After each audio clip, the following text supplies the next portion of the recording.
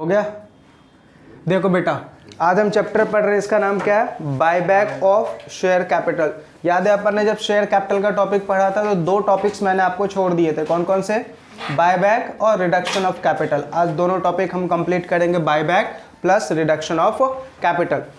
Buyback में देखो total sections कितने हैं? ओनली 3, 68, 69 और 70। 68, 69 और 70। सबसे पहला सवाल आप मुझसे क्या पूछोगे? सर बायबैक का मीनिंग क्या है? बायबैक का मीनिंग क्या है? तो बायबैक का मतलब है बेटा रीपरचेज। किस चीज का? Repurchase of shares. By whom? By company. किसके शेयर्स? Own shares. कंपनी अपने शेयर्स जो उसने मार्केट में अलॉट किए थे उसी शेयर्स को वो दोबारा क्या कर रही है? खरीद रही है। इसको हम क्या बोलते हैं? Buy back. क्लियर है? अब ध्यान से, सर बायबैक करता क्यों है? बायबैक करती क्यों है कंपनी? 4 रीजंस है बेटा कंपनी को बायबैक करने के। 4 रीजंस हैं कंपनी के बायबैक करने के। चलो एक एक करके हम पहले रीजन, सबसे पहले मीनिंग समझ में आ गया। बायबैक का मतलब क्या है? जब कंपनी अपने शेयर्स को दोबारा परचेज करती है मार्केट से तो इसको हम क्या बोलते हैं? बायबैक। बायबैक का रीजन क्या है? सबसे पहला रीजन है बायबैक का बेटा, ईपीएस हमें बढ़ाना है। अर्निंग पर शेयर्स को क्या करना है? इंक्रीज करना है। अगर हमें अर्निंग पर शेयर्स को इंक्रीज करना है तो हम क्या करते हैं? बायबैक करते हैं। ठीक है, अब देखो अर्निंग पर शेयर्स इंक्रीज कैसे होगी। हमारा ईपीएस निकालने का फॉर्मूला क्या है? हमारा ऑपरेटिंग प्रॉफिट होता है जिसको हम बोलते हैं earning before interest and tax. ठीक है, इस ऑपरेटिंग प्रॉफिट में से सबसे पहले हम बेटा लेस करते हैं क्या? इंटरेस्ट। जो भी हमारा इंटरेस्ट होगा वो हम क्या कर देंगे? लेस कर देंगे। तो अब जो हमारा प्रॉफिट निकल के आएगा उसको हम बोलते हैं अर्निंग बिफोर टैक्स, ईबीटी। ठीक है, अब इस ईबीटी में से हम लेस करते हैं क्या? टैक्स। जो भी हमें टैक्स गवर्नमेंट को देना है वो हमने लेस कर दिया तो क्या निकल के आ जाएगा? Earning after tax. एग्जांपल लेते हैं, मान लो हमारा ईबीआईटी 10 लाख है। हमारा ईबीआईटी 10 लाख है और हमने 1 लाख रुपीस का क्या पे किया है? इंटरेस्ट। तो अब हमारा अर्निंग बिफोर टैक्स कितना बचेगा? 9 लाख। मान लो 50% हमने टैक्स पे कर दिया। 50% हमने क्या पे किया? टैक्स। 4,50,000 हमने टैक्स पे किया। एग्जाम्पल ले रहा हूं बेटा, ये कोई रूल नहीं है कि 50% टैक्स पे करना है। एग्जाम्पशन मान रहा हूं कि मैंने 50% का क्या पे किया है? टैक्स। 4,50,000 मेरा टैक्स गया तो अब मेरा अर्निंग आफ्टर टैक्स कितना आया? 4,50,000। करेक्ट है। अब इसमें से बेटा हम देते हैं प्रेफरेंस डिविडेंड। क्या देते हैं? Preference dividend. ठीक है, मान लो प्रेफरेंस डिविडेंड हमने 1 लाख रुपए दे दिए। कितने दे दिए?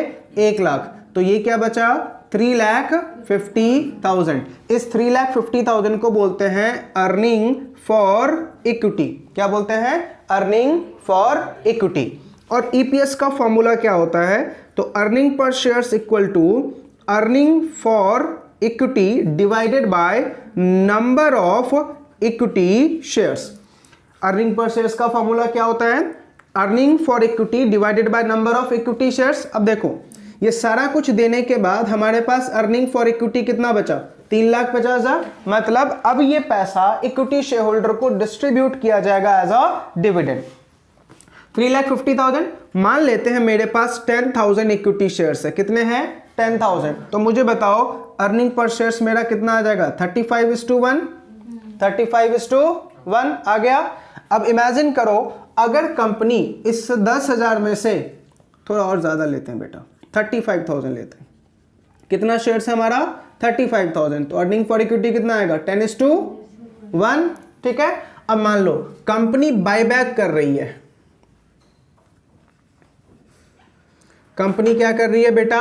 बायबैक कर रही है। कितने शेयर्स का बायबैक कर रही है? मान लो 10,000 शेयर्स का कंपनी क्या कर रही है बेटा? बायबैक कर रही है। कितने शेयर्स का? 10,000 शेयर्स का बायबैक कर रही है। अब मुझे बताओ 10,000 शेयर्स का जब बायबैक करेगी तो क्या अर्निंग फॉर इक्विटी में कोई फर्क पड़ेगा? नहीं। ये तो 3,50,000 ही रहेगा, लेकिन जो मेरा नंबर ऑफ शेयर्स 35,000 था, अब वो कितना हो जाएगा 25,000, क्योंकि 10,000 शेयर्स हमने क्या कर लिए, बाय बैक कर लिए, तो हमारा नंबर ऑफ शेयर्स क्या हो जाएगा, कम हो जाएगा। ठीक है, तो अब मुझे बताओ अर्निंग फॉर इक्विटी कितना आ जाएगा, 12 ना, डिवाइड करना जरा, 3,50,000 डिवाइडेड बाय 25,000, 12.5 आना चाहिए कुछ, देखो तो जरा, 14:, यही ना, 14:1 ना। देखो मेरा अर्निंग पर शेयर्स बढ़ा, क्या ईपीएस हमारा बढ़ा, हमने क्या बोला, बायबैक करने का लॉजिक क्या होता है, अर्निंग पर शेयर्स को बढ़ाना है। तो देखो हमारा ईपीएस बढ़ा, पहले हमारा ईपीएस कितना था 10:1, अभी हमारा ईपीएस कितना हो गया 14:1। तो बायबैक करने का पहला रीजन क्या होता है कि मुझे अर्निंग पर शेयर्स बढ़ाना है। देखो इन्वेस्टर जब भी मार्केट छोड़ के जाने लगते हैं तो कंपनी एक ही रूल अपनाती है, क्या, इन्वेस्टर को क्या दे दो, ज्यादा रिटर्न दे दो। जब ज्यादा रिटर्न दे देंगे तो क्या होगा, इन्वेस्टर मार्केट छोड़ के नहीं जाएगा। करेक्ट है, तो पहला रीजन समझ में आ गया। तो पहला रीजन क्या है कि जब भी बेटा हम बायबैक करते हैं तो पहला रीजन क्या होता है, अर्निंग पर शेयर्स को बढ़ाना है। ठीक है, फर्स्ट रीजन सबको क्लियर। अब आ जाओ सेकंड रीजन। हमारा सेकंड रीजन होता है बायबैक करने का, prevent from hostile take over. जो सेकंड रीजन है बेटा बायबैक करने का वो क्या है, prevent from hostile take over, prevent from hostile take over. ठीक है, देखो ध्यान से देखना, मान लो एक कंपनी लेते हैं बेटा एबीसी लिमिटेड, एक कंपनी है एबीसी लिमिटेड, पब्लिक कंपनी है। इस कंपनी की होल्डिंग पैटर्न देखो क्या है, इस कंपनी का 60% होल्डिंग जो है वो मार्केट में है। इसका मतलब कि 60% पब्लिक के पास है और 40% जो है वो प्रमोटर के पास है। 40% किसके पास है बेटा, प्रमोटर के पास है। ठीक है, मान लो इस कंपनी को बायबैक करने की, इस कंपनी को टेक ओवर करने का ऑफर मान लो सीबीडी लिमिटेड ने दिया। सीबीडी लिमिटेड ने इनको ऑफर दिया कि मैं आपकी कंपनी को क्या करना चाहता हूं, टेक ओवर करना चाहता हूं। इस कंपनी के बोर्ड ने मना कर दिया, इस कंपनी के बोर्ड ने मना कर दिया, बोला नहीं हम टेक ओवर नहीं होने देंगे। करेक्ट है, लेकिन ये कंपनी बेटा पागलों की तरह इस कंपनी के पीछे पड़ी हुई है, पागलों की तरह इस कंपनी के पीछे पड़ी हुई है कि नहीं मुझे इस कंपनी का टेक ओवर करना ही करना है। अब ऐसा क्या रीजन है, तो बेटा इस कंपनी की इंट्रिंसिक वैल्यू ज्यादा है। क्या ज्यादा है, इंट्रिंसिक वैल्यू ज्यादा है। इंट्रिंसिक वैल्यू का मतलब होता है asset minus liability, asset minus liability, वो क्या है बेटा, ज्यादा है। ठीक है, एग्जांपल देके समझाता हूं। अब अगर मान लो इस कंपनी के बोर्ड ने मना कर दिया लेकिन फिर भी इसको बायबैक फिर भी इसको टेक ओवर करना ही है। ठीक है, तो इस कंपनी ने क्या देखा कि इस कंपनी के शेयर होल्डिंग पैटर्न को खंगाला। जब शेयर होल्डिंग पैटर्न को देखा तो पता चला 60% कहां है, मार्केट में है। ठीक है, अब देखो ये बोर्ड तो बेचने से रहा शेयर्स को, ये बोर्ड बेचने से रहा शेयर्स को। करेक्ट है, तो इसने क्या सोचा कि चलो ठीक है मैं मार्केट से शेयर्स ले लेता हूं, इन्वेस्टर को शेयर्स ले लेता हूं। करेक्ट है, अब ध्यान से समझना इंट्रिंसिक वैल्यू का मतलब क्या है। मार्केट में इस कंपनी के एक शेयर्स का भाव चल रहा है बेटा 153, यानी इस कंपनी के एक शेयर्स का प्राइस कितना है 153, और इस कंपनी को पता है कि ये 153 का जो शेयर्स है ना फ्यूचर में जाके ये 340 होने वाला है। कितना होने वाला है, 340 होने वाला है। ठीक है, समझ में आया। इस कंपनी को पता है कि मार्केट में इसका शेयर्स कितने प्राइस का होगा, 340 350 तक जाएगा। एस्टिमेशन इसका लगा रखा उसने, क्योंकि कौन है, रिसर्चर है वो, उसको पता है। करेक्ट है, अब मुझे बताओ 153 का शेयर्स है, ये कंपनी को भी पता है ये बात, लेकिन क्या इनके शेयर होल्डर को पता है, नहीं, शेयर होल्डर के पास इतनी नॉलेज नहीं होती है। तो इसने क्या किया, शेयर होल्डर को ऑफर देगा क्या कि सर देखो आपके शेयर्स का भाव कितना है 153, मैं आपके शेयर्स को 250 में खरीदने को तैयार हूं। क्या कोई भी शेयर होल्डर मना करेगा, नहीं, कोई नहीं मना करेगा। अब मान लो इस बंदे ने यहां से अगर 50% शेयर्स ले लिया तो प्रमोटर की होल्डिंग कितनी है और इसकी कितनी हो जाएगी, ज्यादा हो गया ना, हो गया कंपनी का टेक ओवर। इसको बोलते हैं होस्टाइल टेक ओवर, जबरदस्ती का टेक ओवर। समझ में आ रहा। तो जब अगर मान लो इस कंपनी को होस्टाइल टेक ओवर से बचना है तो जैसे ही ये प्रपोजल डालेगा ये क्या करेगा, अपना यहां से मान लो अगर यहां से ये 30% बायबैक कर ले, ठीक है, 30% क्या कर ले, बायबैक कर ले, तो कितनी होल्डिंग हो जाएगी प्रमोटर की, 70, मार्केट में कितनी बचेगी, 30। अब मुझे बताओ टेक ओवर हो पाएगा कंपनी का, नहीं, तो होस्टाइल टेक ओवर से बचने के लिए भी हम क्या करते हैं बेटा, बायबैक करते हैं। आया समझ में? होस्टाइल टेक ओवर का मतलब क्या है, फोर्सफुली टेक ओवर करने की कोशिश हो रही है। क्यों हो रही है? बिकॉज कंपनी की इंट्रिंसिक वैल्यू क्या है बेटा, ज्यादा है, कंपनी की इंट्रिंसिक वैल्यू क्या है, ज्यादा है। वो बातें समझ में आ रही? सेकेंड रीजन क्लियर हुआ। पहला रीजन क्या था, अर्निंग पर शेयर्स को हमें बढ़ाना है तो हम क्या करते हैं बेटा, बायबैक करते हैं। सेकेंड रीजन क्या है, होस्टाइल टेक ओवर से बचाना है तो हम क्या करते हैं बेटा, बायबैक करते हैं। तीसरा रीजन है बेटा, अगर मान लो मेरे पास सरप्लस कैश पड़ा हुआ है तो मैं उस कैश को रख के क्या करूं, ठीक है।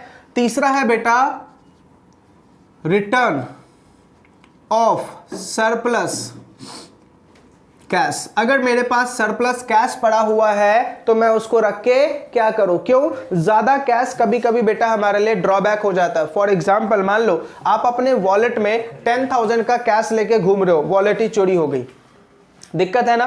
तो ज्यादा कैश रखना भी क्या है बेटा, प्रॉब्लम वाली बात हो जाती है। तो इसलिए लॉ मेकर क्या बोल रहा है कि ठीक है ना, कंपनी के पास ज्यादा कैश है तो क्या कर लो, बायबैक कर लो। तो तीसरा रीजन क्या है बेटा, सरप्लस कैश अगर कंपनी के पास पड़ा हुआ है तो वो क्या कर लेती है, बायबैक में इस पैसे को इस्तेमाल कर लेती है, ठीक है। और चौथा रीजन है बेटा एग्जिट अपॉर्चुनिटी देने के लिए। एग्जिट अपॉर्चुनिटी, मार्केट में मान लो कंपनी के शेयर्स की ट्रेडिंग बहुत ही थिनली है। जब बहुत ही थिनली ट्रेडेड होगा, थिनली का मतलब क्या, मार्केट में भाव बहुत कम है, तो इससे क्या होगा, इन्वेस्टर शेयर्स को बेचना शुरू कर देंगे।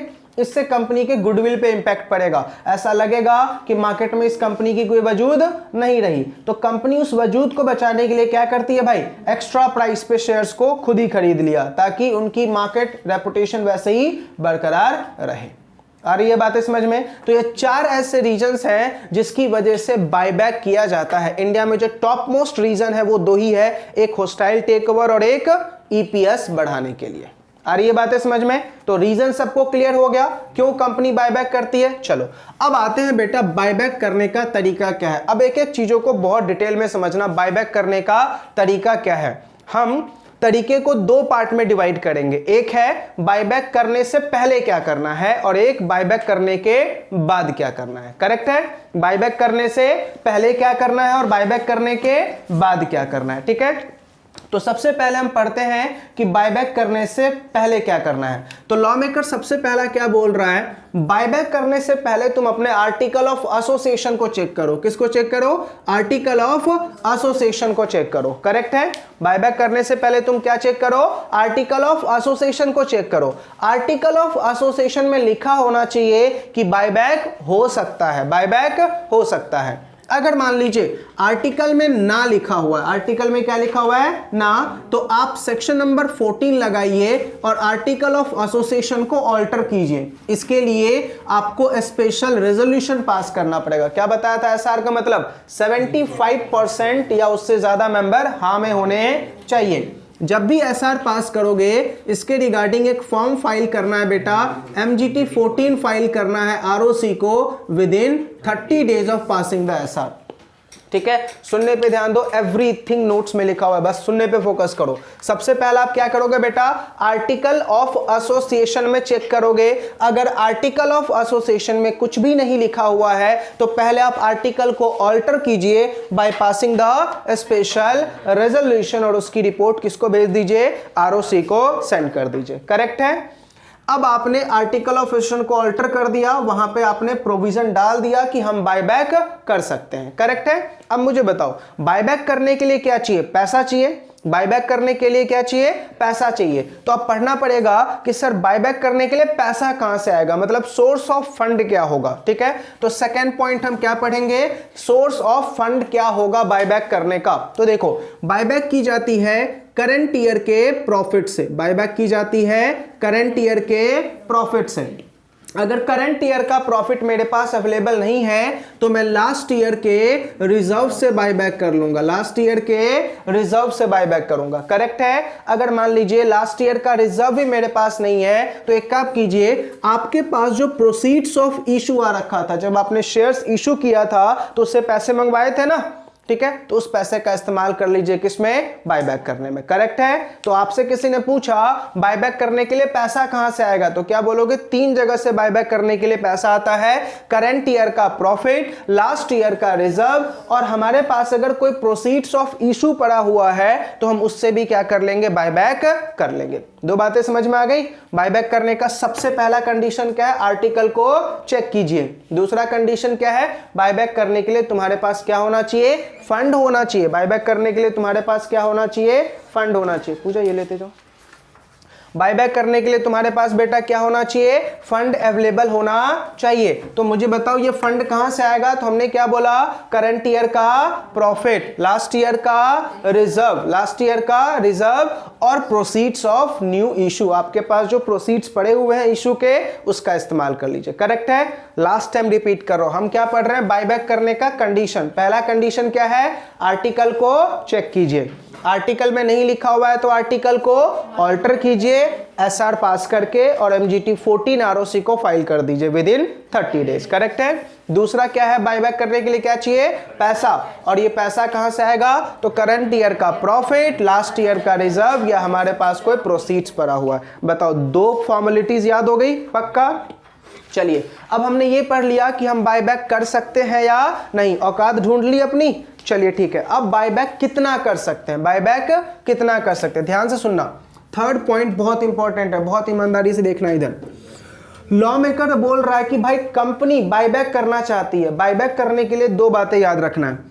अगर बोर्ड ऑफ डायरेक्टर अपनी औकात में बायबैक करना चाहता है, बोर्ड ऑफ डायरेक्टर अपनी औकात में बायबैक करना चाहता है, तो बोर्ड ऑफ डायरेक्टर बायबैक कितना कर पाएगा, तो बोला 10% of paid up share capital plus free reserve. Board of director अपनी औकात में कितना बायबैक कर पाएगा बेटा, 10% of paid up share capital plus free reserve. 10% of paid up share capital plus free reserve. ध्यान से, जब बोर्ड ऑफ डायरेक्टर इस टाइप का रेजोल्यूशन पास करेगा तो इसको बोर्ड मीटिंग बुलाना बहुत ही जरूरी है। बोर्ड मीटिंग बुलाना बहुत ही जरूरी है। मतलब इस टाइप के डिसीजन रेजोल्यूशन बाय सर्कुलेशन नहीं हो सकते। रेजोल्यूशन बाय सर्कुलेशन का मतलब है कि अगर कोई डायरेक्टर नहीं आ रहा है तो हम उसके घर पे कॉपी भेज देंगे, वो घर से बैठे बैठे हाँ या ना बोल दे। ऐसा नहीं हो सकता। Every director must have to present in the meeting.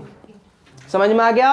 तो हमने क्या बोला कि बोर्ड ऑफ डायरेक्टर अगर अपनी औकात में बायबैक करना चाहता है तो कितना, 10% of paid up share capital plus free reserve. इससे ज्यादा बोर्ड बायबैक नहीं कर सकता। करेक्ट है। अच्छा ध्यान से, अगर बेटा इससे ज्यादा बायबैक करना चाहते हो, इससे ज्यादा बायबैक करना चाहते हो तो शेयर होल्डर की परमिशन लेनी पड़ेगी। किससे परमिशन लेनी पड़ेगी, शेयर होल्डर की परमिशन लेनी पड़ेगी। और शेयर होल्डर की परमिशन लेके आप कितना बायबैक कर सकते हैं, 25% of paid up share capital plus free reserve. ठीक है। अब इसके लिए शेयर होल्डर से आपको क्या लेना पड़ेगा, एसआर लेना पड़ेगा। अगेन आपको क्या फाइल करना पड़ेगा, एमजीटी 14 फाइल करना पड़ेगा। किसको, आरओसी को with in 30 days. With in 30 days. याद रखना, पूरी कंपनी लॉ में जहां भी मैं एसआर बोलूं वहां पे एमजीटी 14 पक्का जाएगा। एसआर का मतलब क्या है, 75% मेंबर हाँ में है।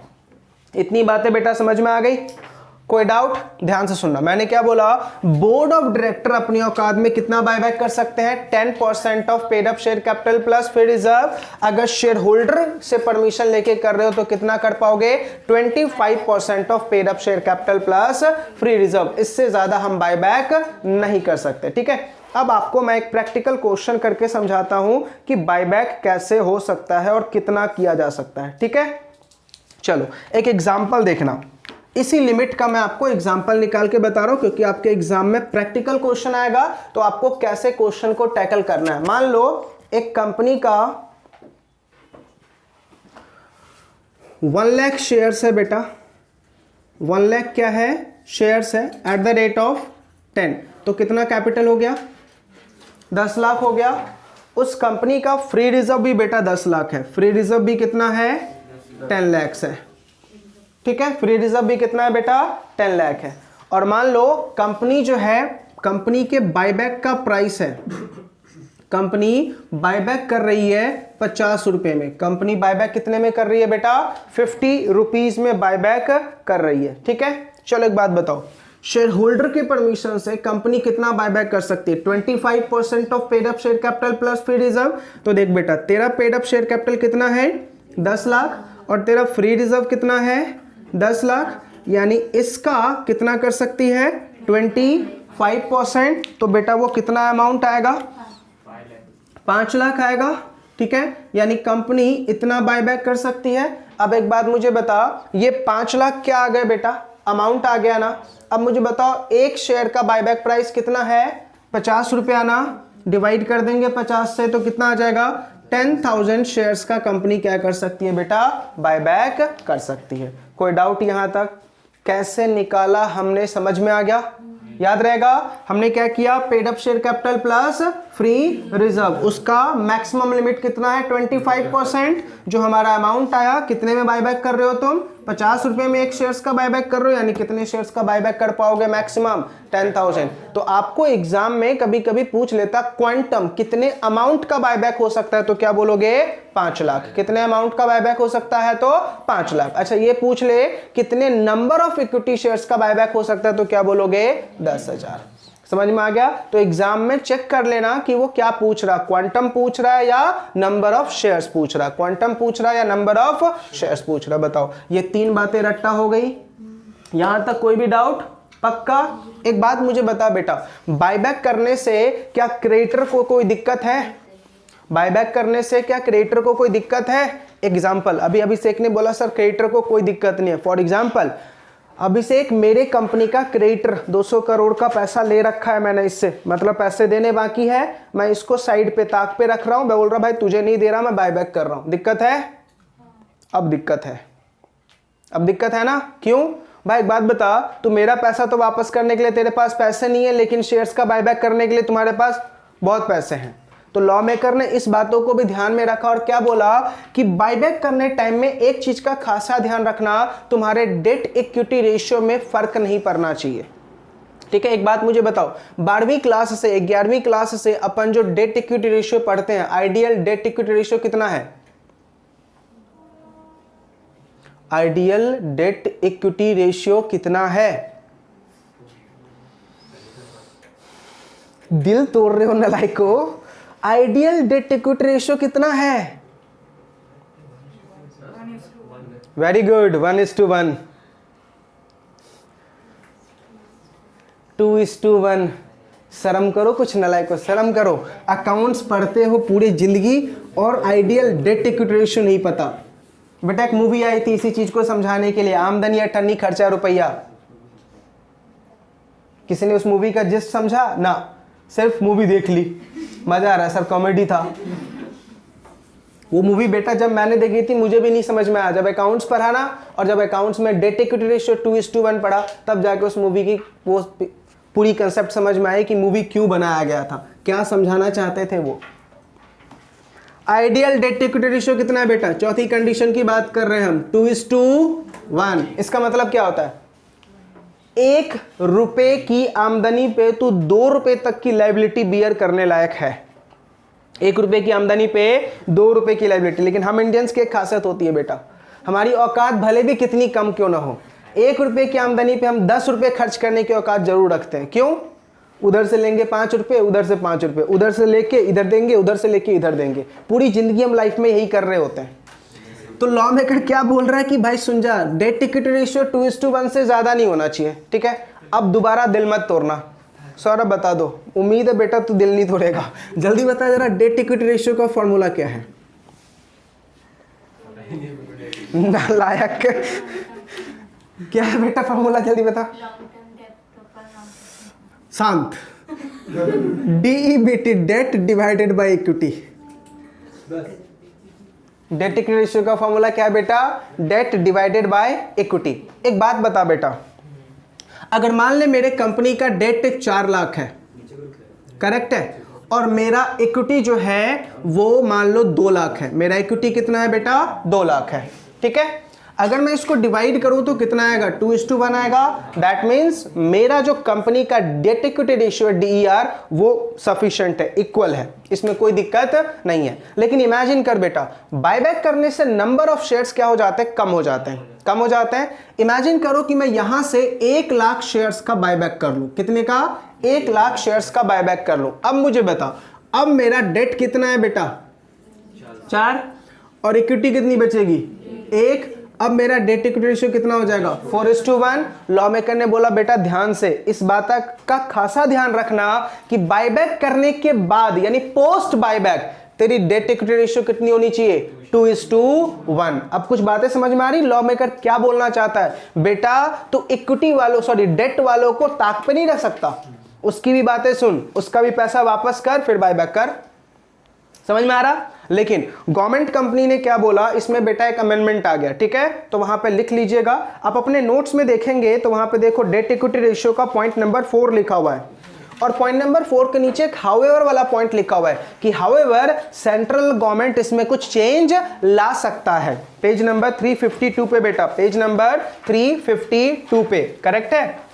उसमें पॉइंट नंबर 4 रोमन लेटर में पॉइंट नंबर 4 लिखा हुआ है, वहां पे डेट इक्विटी रेशियो के बारे में लिखा हुआ है 2:1। अच्छा, वहां पे देखो नीचे हाउएवर का पॉइंट लिखा हुआ है, हाउएवर सेंट्रल गवर्नमेंट इसमें कुछ चेंज ला सकता है। तो ध्यान से, सेंट्रल गवर्नमेंट ने बेटा एक चेंज ला दिया।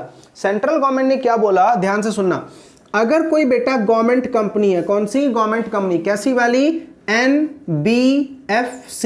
कैसी वाली बेटा? NBFC। और कौन सी वाली? Housing finance company. तो इनका डेट इक्विटी रेशियो 6:1 हो सकता है। इनका क्या हो सकता है? 6:1 हो सकता है। देख लो गवर्नमेंट क्या बोल रहा है, हम करें बहुत अच्छी बात है, तुम ना करो। एक गाना आया था ना सलमान खान का, कैरेक्टर ढीला वाला, वो सेम यही है। वो समझ में आ रहा? नहीं आ रहा? तो बेटा 6:1 गवर्नमेंट क्या बोला? हमारे लिए कितना रहेगा? 6:1। लिख लेना बेटा, ये नोट्स में नहीं होगा आपके। गवर्नमेंट के लिए कितना है? गवर्नमेंट कंपनी कौन सी वाली? NBFC। फुल फॉर्म पता है ना? NBFC का full form non banking financial company. आज पता नहीं लगा खा के आए हो कि नहीं आए हो? नहीं ना, दिख रहा है वो। सर इतने सुबह सुबह बुलाओगे तो कौन आता है खा के? NBFC non banking financing company, HFC housing finance company. इनका कितना हो सकता है बेटा? 6:1। अमन पीछे वाले से नोट्स लो, टोपे को दे रखा है ना? तो लिख क्यों नहीं रहा उसमें? अच्छा, ये समझ में आ गया? पक्का? और बेटा कोई डाउट यहां तक? तो चौथा में क्या रखना है कि हमारा debt equity ratio after buyback कितना होना चाहिए? 2:1। गवर्नमेंट कंपनी में 2, कौन सी? NBFC और हाउसिंग फाइनेंस कंपनी। कितना होना चाहिए? 6:1। करेक्ट है? कोई डाउट यहां तक? चलिए अब नेक्स्ट पॉइंट बेटा, 5वां पॉइंट पढ़ रहे हैं। बायबैक करने के लिए शेयर्स फुल्ली पेड अप होना चाहिए। क्या होना चाहिए बेटा? बायबैक करने के लिए शेयर्स क्या होना चाहिए? फुल्ली पेड अप होना चाहिए। बायबैक करने के लिए शेयर्स क्या होना चाहिए? फुल्ली पेड अप होना चाहिए। चलो पहले यहां तक की एक बार कंडीशन रिकैप कर लो। पहला हमने क्या बोला? आर्टिकल में लिखा होना चाहिए। अगर आर्टिकल में नहीं लिखा हुआ है तो क्या पास करोगे? स्पेशल रेजोल्यूशन पास करके आर्टिकल को पहले ऑल्टर करो, लिखो कि हम बायबैक कर सकते हैं, और उसके रिगार्डिंग MGT 14 किसको फाइल कर देना? ROC को विद इन 30 डेज। सेकंड क्या बोला? बोर्ड अपनी औकात में बायबैक कितना कर सकता है?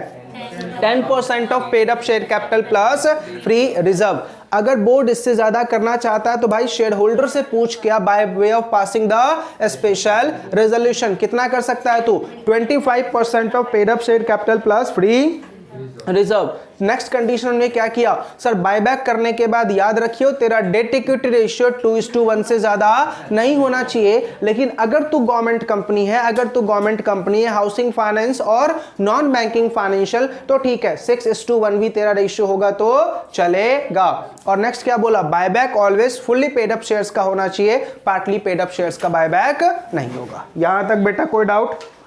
पक्का? चलिए नेक्स्ट पॉइंट ध्यान से। बायबैक बेटा, बायबैक 1 साल के अंदर अंदर में कंप्लीट हो जाना चाहिए। बायबैक 1 ईयर के अंदर अंदर में क्या हो जाना चाहिए बेटा, कंप्लीट हो जाना चाहिए। ठीक है, क्या याद रखना है, बायबैक 1 ईयर के अंदर अंदर में क्या हो जाना चाहिए, कंप्लीट हो जाना चाहिए। अब बोलोगे अमित सर ये 1 ईयर वाला पॉइंट कहाँ लिखा हुआ है, तो बताता हूं बेटा। 1 ईयर वाला पॉइंट जो है आपको 6 नहीं, वो 2 बायबैक के बीच का गैप है बेटा।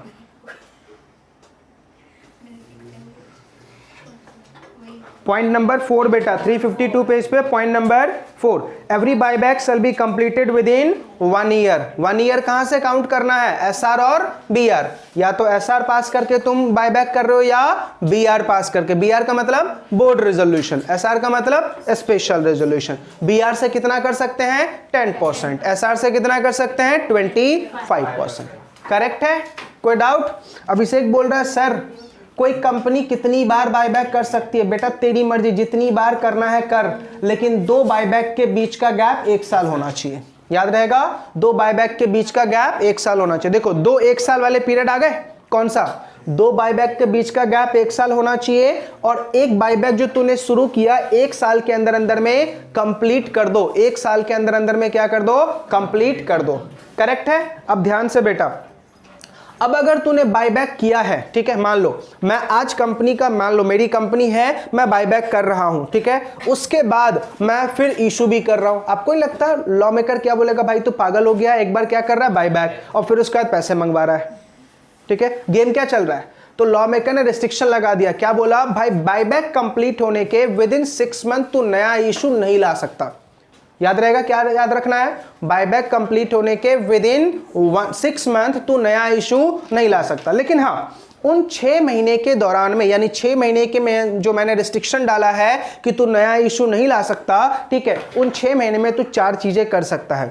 अगर बोनस शेयर्स इशू करना चाहता है तो कर, अपने प्रेफरेंस शेयर्स को या डिबेंचर को इक्विटी में कन्वर्ट करना चाहता है वो भी कर, रिडम्पशन करना चाहता है वो भी कर, स्टॉक वारंट इशू करना चाहता है वो भी कर। ठीक है, दोबारा बोल रहा हूं, हमने क्या बोला कि जिस दिन बायबैक कंप्लीट हुआ उसके 6 महीने के अंदर मैं नया इशू नहीं मंगा सकता, लेकिन 4 चीजें मैं कर सकता हूं। कौन सी 4 चीजें, पहला बोनस इशू कर सकता हूं, वारंट को कन्वर्जन कर सकता हूं, स्टॉक ऑप्शन स्कीम यानी ई शॉप एम्प्लॉय को शेयर्स दे सकता हूं, then sweat equity shares issue कर सकता हूं, और कन्वर्जन ऑफ प्रेफरेंस शेयर्स और डिबेंचर कर सकता हूं। याद रहेगा, ये आपको पेज नंबर 353 के पॉइंट नंबर 8 में लिखा हुआ है। करेक्ट है। चलो अब बेटा ये 3 नंबर गेम पहले समझो। 3 नंबर गेम बताया ना, एक और नंबर गेम और बताऊंगा, पहले 3 नंबर गेम समझो। 3 नंबर गेम क्या है, 2 बायबैक के बीच का गैप 1 साल होना चाहिए। ठीक है, दूसरा नंबर गेम क्या है कि बायबैक 1 साल में कंप्लीट हो जाना चाहिए। 1 साल कहां से काउंट करेंगे, एसआर और बीआर, जहां भी आपने एसआर किया या बीआर किया। करेक्ट है। उसके बाद तीसरा नंबर गेम क्या है, जिस दिन तेरा बायबैक कंप्लीट हुआ उसके 6 महीने के अंदर में तू नया इशू नहीं लाएगा, लेकिन नए इशू में क्या क्या कर सकता है, बोनस इशू कर सकता है, स्वेट इक्विटी शेयर्स इशू कर सकता है, एम्प्लॉय स्टॉक ऑप्शन स्कीम कर सकता है, प्रेफरेंस शेयर्स और डिबेंचर को कन्वर्ट कर सकता है, और स्टॉक वारंट इशू कर सकता है। करेक्ट है, कोई डाउट यहां तक। एक और नंबर गेम है। एक बात मुझे बता बेटा, तूने बायबैक कर लिए ना, फॉर एग्जांपल मैं कंपनी हूं, मैंने शुभम के शेयर्स का बायबैक किया, ठीक है, तो जब शुभम को शेयर्स अलॉट किया गया तो शुभम के पास सबूत था ना, क्या था सबूत, शेयर सर्टिफिकेट था ना, तो अभी मुझे क्या करना पड़ेगा, वापस लेना पड़ेगा और उसको कैंसिल करना पड़ेगा। ठीक है, तो शेयर सर्टिफिकेट को 7 दिनों के अंदर अंदर में क्या कर देना है बेटा, कैंसिल कर देना है। कितने दिनों में, 7 डेज के अंदर में। 7 डेज कहां से काउंट करना है, completion of buyback, page number 353 point number 7। ठीक है, तो देखो 4 नंबर गेम याद करने, 2 1 साल वाले, एक 6 महीने का और एक 7 दिन का। याद रहेगा, टोटल 8 पॉइंट्स हो गए। समझ में आ रही इतनी बातें। चलो एक बात बताओ, मैंने क्या बोला था, बायबैक करने के लिए क्या चाहिए, पैसा। बायबैक करने के लिए क्या चाहिए, पैसा। तुमने पैसे का सोर्स तो बता दिया। ठीक है, फॉर एग्जाम्पल मैं अभिषेक को बोल रहा हूं, अभिषेक मुझे तुम्हारी R15 चाहिए। ठीक है, अब अभिषेक पूछ रहा मिस्टर औकात है, मैंने बोला यस औकात है। उसने पूछा अमित सर औकात है आपकी R15 खरीदने की, मैंने बोला यस है। क्या यस बोलने से हो जाएगा? नहीं ना, औकात दिखानी पड़ेगी ना। तो लॉ मेकर क्या बोल रहा है कंपनी को कि बेटा तूने ये तो बोल दिया कि मैं बायबैक कर रहा हूं, लेकिन औकात तो दिखा। इसके लिए तुझे सॉल्वेंसी रिपोर्ट फाइल करनी है। क्या फाइल करनी है?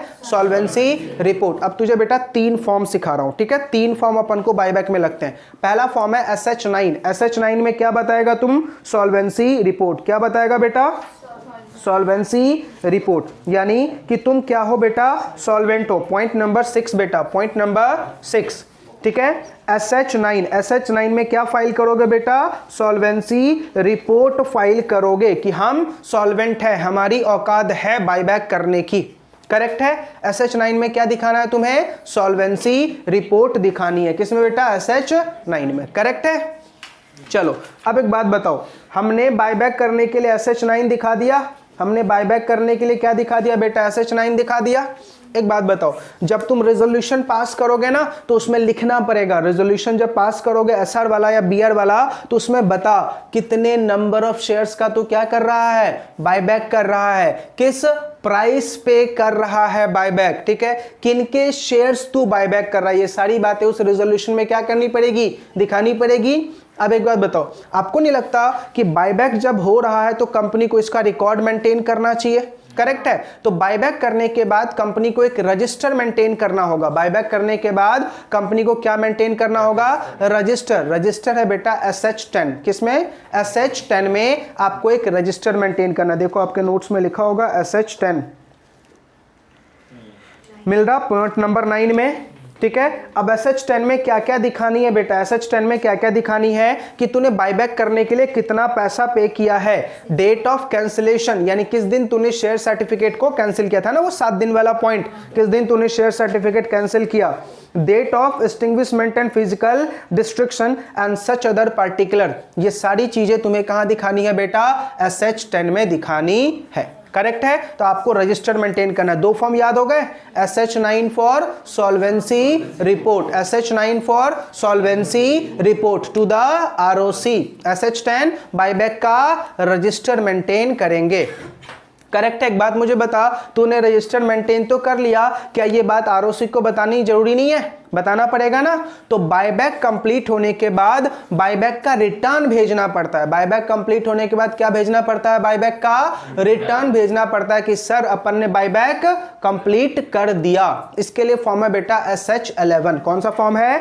SH11, ठीक है? जहां पे आपके नोट्स में बेटा SH11 लिखा हुआ है उसमें लिख लीजिए attached with SH15, attached with SH15, attached with SH15, यानी जब तू 11 फाइल करेगा तो उसके साथ SH15 अटैच करेगा। अब आप पूछोगे अमित सर SH11 तो समझ में आया कि वो रिटर्न ऑफ बायबैक है, यानी ROC को बता रहे हैं कि हमने कैसे कैसे बायबैक किया। लेकिन सर SH15 क्या है?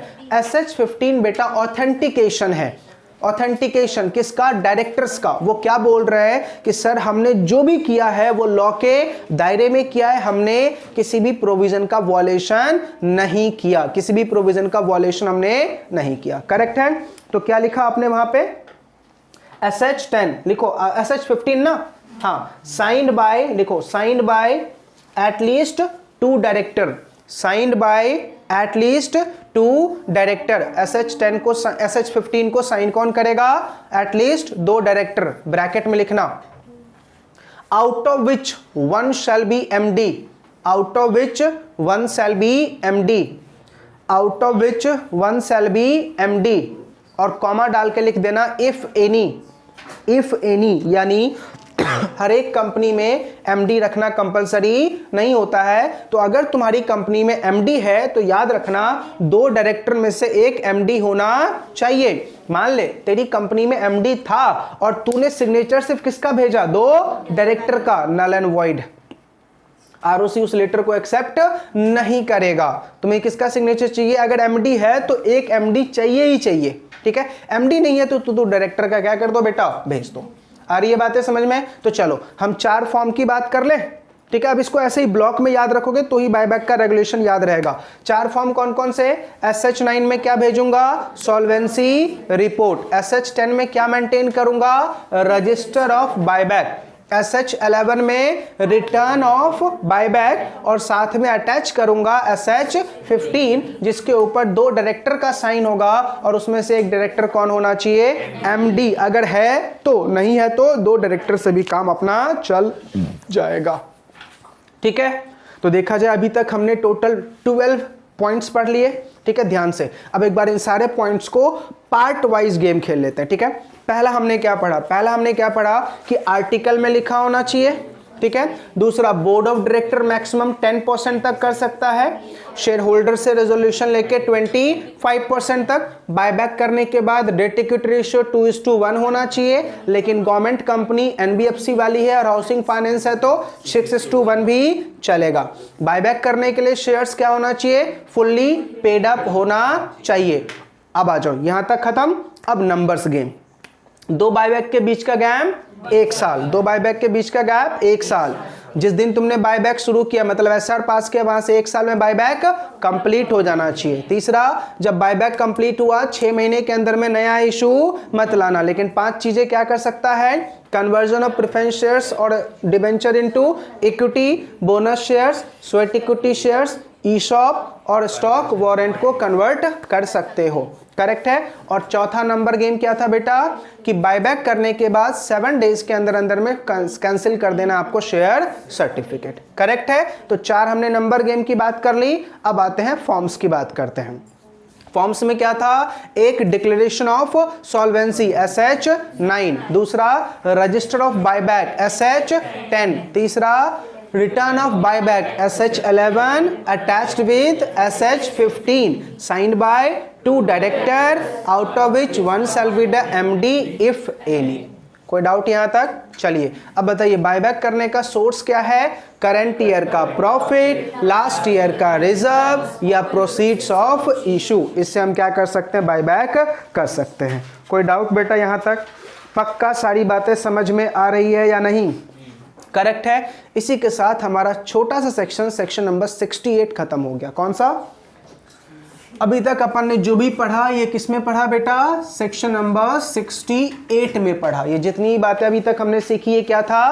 Provision regarding the buyback. कहां लिखा हुआ है? सेक्शन 68 में। ठीक है। अब रोशनी क्या बोले? अमित सर मजा नहीं आया। क्यों नहीं मजा आया? क्योंकि आपने 68 पूरा खत्म तो कर दिया, लेकिन अभी तक ये नहीं बताया सर अगर हम 68 का कांड कर दें, मतलब 68 का वायलेशन कर दें तो क्या पेनल्टी लगेगी? देखो बेटा पेनल्टी कितनी लगेगी। अगर तुमने 68 के किसी भी प्रोविजन का वायलेशन कर दिया, जितनी बातें हमने पढ़ी, तो कंपनी के लिए पेनल्टी है बेटा 1 लाख से 3 लाख तक। कंपनी के लिए पेनल्टी कितनी है? 1 लाख से 3 लाख तक। और जितने भी ऑफिसर इन डिफॉल्ट होंगे ना बेटा, ठीक है, उनको जेल हो सकती है बेटा 3 साल तक के लिए, और 1 लाख से लेके 3 लाख तक का फाइन लगाया जा सकता है। और बोथ, दोनों भी, और कोई एक भी हो सकता है। तो देखो 68 का वायलेशन करेंगे तो पेनल्टी कितनी है? कंपनी के लिए 1 लाख से 3 लाख तक, ऑफिसर डिफॉल्ट के लिए फाइन कितना? 1 लाख से 3 लाख, और जेल कितना? 3 साल, या फिर बोथ, या फिर बोथ। करेक्ट है। कभी गलती से कंपनी में जेल लिख के मत आ जाना। कंपनी को जेल में कैसे डालूं? डाल सकते हैं क्या? पॉसिबल ही नहीं है। ठीक है। जेल लिख के आओगे ना तो बेटा एग्जामिनर उधर से एक पक्का तुझे मैसेज जरूर करेगा कि बेटा जेल में तुझे भी भेजूंगा जेल में तुझे ही भेजूंगा, तू ही कंपनी सेक्रेटरी है। वो बातें समझ में आ रही? Section number 68। चलिए अब आते हैं बेटा चिंदी सा सेक्शन हम शुरू करेंगे, सेक्शन नंबर 69, जो शुरू होते ही बेटा खत्म है, बस खत्म। Section number 69। सेक्शन नंबर 69 क्या बोल रहा है? एक बात मुझे बता बेटा, अगर तू बायबैक कर रहा है, कहां से बायबैक कर रहा है? रिजर्व से, तो क्या होगा? रिजर्व तेरा कम होगा, तो क्या करना पड़ेगा? Capital redemption reserve. देखो क्या लिखा हुआ है, where a company purchase its own shares out of the free reserve then a sum equal to the nominal value of shares so purchase shall be transferred to the capital redemption reserve. ऐसा provision कब लगेगा? 69 शुरू होते ही खत्म है। क्या है बेटा? अगर तू बायबैक कहां से कर रहा है? रिजर्व से, तो जितने नॉमिनल वैल्यू का बायबैक कर रहा है उतने नॉमिनल वैल्यू का क्या क्रिएट करेगा? CRR, मतलब कैपिटल रिडम्पशन रिजर्व। खत्म, बस। इसलिए मैंने क्या बोला था, शुरू होते ही बेटा ये सेक्शन खत्म है। सेक्शन नंबर 69 क्या क्रिएट करना है? CRR। लेकिन कब? जब बायबैक कर कहां से रहा हूं? फ्री रिजर्व से। आ रही है बातें समझ में? पक्का? चलिए बेटा, अब एक बहुत डेंजर क्वेश्चन पूछने वाला हूं, लेकिन थोड़ी देर में, तब तक के लिए सांसें ले सकते हो। Section number 70, prohibition of buyback. अब बेटा तू बायबैक कर ही नहीं सकता, ठीक है? प्रोहिबिशन ऑफ बायबैक, यानी अभी तक अपने बायबैक करने का तरीका सीख लिया। अब अगर तूने सेक्शन 70 वाले कांड कर रखे हैं तो बायबैक नहीं कर सकता। कौन से कांड कर रखे हैं? 70 वाले कांड कर रखे हैं, तो क्या नहीं कर सकता? बायबैक नहीं कर सकते। सर कौन कौन से कांड है 70 में? ध्यान से, पहला देखो क्या लिखा हुआ है, नो कंपनी सेल डायरेक्टली और indirectly purchase its own shares और other specified securities through any subsidiary और इन्वेस्टमेंट कंपनी। यानी एक कंपनी अपने ही शेयर्स का बायबैक अपनी सब्सिडरी या इन्वेस्टमेंट कंपनी के थ्रू नहीं करवा सकती। करेक्ट है? For example Tata company holding और उसकी बाटा सब्सिडरी, ऐसा एग्जांपल ले रहे हैं, रियल में नहीं है। टाटा होल्डिंग, बाटा सब्सिडरी, तो बाटा के थ्रू तुम क्या कर रहे हो? होल्डिंग के शेयर्स बायबैक करवा रहे हो, नॉट अलाउड। करेक्ट है? कोई डाउट यहां तक? चलिए पॉइंट नंबर 2 पे आ जाइए बेटा सीधा। अगर तेरा डिफॉल्ट हो रखा है 4 चीजों में, कहां हो रखा है डिफॉल्ट? 4 चीजों में अगर तुम्हारा क्या हो रखा है बेटा डिफॉल्ट? कौन कौन से 4 चीजें? पहला, तुमने डिपॉजिट मंगवाया था, उसका पैसा वापस नहीं किया, ना तो उसके इंटरेस्ट वापस किए। डिपॉजिट का पैसा टाइम पे वापस नहीं किया। हम पूरा चैप्टर पढ़ने वाले बेटा डिपॉजिट के ऊपर, ठीक है? तो डिपॉजिट का पैसा तुमने वापस नहीं किया और उसका इंटरेस्ट वापस नहीं किया। Next, redemption of debenture, debenture redeem नहीं किया और प्रेफरेंस शेयर्स का रिडम्पशन नहीं किया। देन पेमेंट ऑफ डिविडेंड, याद आ रही कुछ बातें? पेमेंट ऑफ डिविडेंड 123 से लेके 127, पेमेंट ऑफ डिविडेंड नहीं किया तो बायबैक नहीं हो सकता। और रीपेमेंट ऑफ टर्म लोन, अगर तुम्हारा कोई बेटा टर्म लोन है उसको तुमने रीपेमेंट नहीं किया और इन सब के रिगार्डिंग इंटरेस्ट उसका रीपेमेंट नहीं किया तो तुम बायबैक नहीं कर सकते हो। याद रहेगा बेटा ये 2 पॉइंट? पक्का? अब इसके बाद तीसरा पॉइंट, अगर कंपनी ने 4 सेक्शंस के वॉयलेशन किए तो बायबैक नहीं कर सकते, ठीक है? 4 सेक्शन कौन कौन से? अगर तुमने वॉयलेशन किया है सेक्शन नंबर 92 का, सेक्शन नंबर 123 का, 127 का और 129 का, 129 का, ठीक है? सेक्शन नंबर 92 डील करता है बेटा एनुअल रिटर्न। अगर तूने एनुअल रिटर्न फाइल नहीं किए हैं, एनुअल रिटर्न फाइल नहीं किए हैं तो तू बायबैक नहीं कर सकता। करेक्ट है? 123 पता है ना क्या था? 123 से लेके 127 क्या था? डिविडेंड। तो अगर तूने 123 का वॉयलेशन किया या 127 का वॉयलेशन किया तो बायबैक नहीं कर सकता। 129 फाइनेंशियल स्टेटमेंट, 129 किसको डील करता है बेटा? फाइनेंशियल स्टेटमेंट, यानी balance sheet and profit and loss account आज के दिन शेड्यूल 3 के अकॉर्डिंग तुझे बनाने हैं, तूने शेड्यूल 3 के अकॉर्डिंग नहीं बनाया। वो बातें समझ में आ रही है? 128 है बुक्स ऑफ अकाउंट्स का और 129 है फाइनेंशियल स्टेटमेंट का। तो ये अगर इन 4 चीजों का वॉयलेशन कर दिया, ठीक है? अब इसको रट्टा कैसे मारे सर? सेक्शन 70 में तो बहुत सारी बातें आ गई। पहला हमने क्या बोला सेक्शन 70 का? जल्दी बताओ सर। अगर तुम बायबैक किसके थ्रू कर रहे हो? सब्सिडरी कंपनी और इन्वेस्टमेंट कंपनी के थ्रू, तो बायबैक नहीं कर सकते। करेक्ट है? दूसरा हमने क्या बोला? बायबैक करने टाइम में तुम्हारा डिफॉल्ट किस चीज का था? Repayment of deposit, repayment of debenture, redemption of preference shares, ठीक है? देन उसके बाद तीसरा पॉइंट क्या था बेटा? डिविडेंड तूने पे नहीं किए। करेक्ट है? और इन सब के रिगार्डिंग क्या नहीं पे किया? इंटरेस्ट, तो बायबैक नहीं कर सकता। फिर लास्ट में हमने क्या पढ़ा कि सर 92 सेक्शन यानी एनुअल रिटर्न फाइल नहीं किया, ठीक है? फिर 123 सेक्शन डिविडेंड पे नहीं किया, फिर 127 सेक्शन 30 डेज में डिविडेंड पे नहीं किया और फिर 129 फाइनेंशियल स्टेटमेंट नहीं बनाया एज पर शेड्यूल नंबर 3 तो बायबैक नहीं हो सकता। याद रहेगा? This is section number 70। ठीक? तो तीन ही सेक्शन बेटा बायबैक के हैं। कौन कौन से? 68, 69 और 70। 68, 69 और 70। 68 में क्या लिखा हुआ है? Main provision of buyback. 69 में क्या लिखा हुआ है कि अगर आप बायबैक कर रहे हो रिजर्व से तो क्या बनाना है आपको? Capital redemption reserve. और 70 क्या बोल रहा है कि बायबैक इन सारे कांड में आप नहीं कर सकते। करेक्ट है, याद हो गया? तो ये खत्म हो गया बेटा तुम्हारा बायबैक। इतना ही टॉपिक है किस चीज का? Buyback of shares. किसी को कोई डाउट? पक्का क्लियर? चलो एक बार लास्ट टाइम बेटा फटाफट बताओ, बायबैक करने का सोर्स क्या है? करंट ईयर का प्रॉफिट, लास्ट ईयर का रिजर्व और प्रोसीड्स ऑफ इशू। खत्म। चलिए, बोर्ड ऑफ डायरेक्टर कितना बायबैक कर सकता है? 10%। और बोर्ड ऑफ डायरेक्टर अगर 10% से ज्यादा करना चाहता है तो 25% of paid up share capital plus free reserve. Correct है। चलिए, बायबैक करने के बाद debt equity ratio other than government company, NBFC और हाउसिंग फाइनेंस 6:1। बायबैक करने के लिए शेयर्स पार्टली पेड अप होने चाहिए?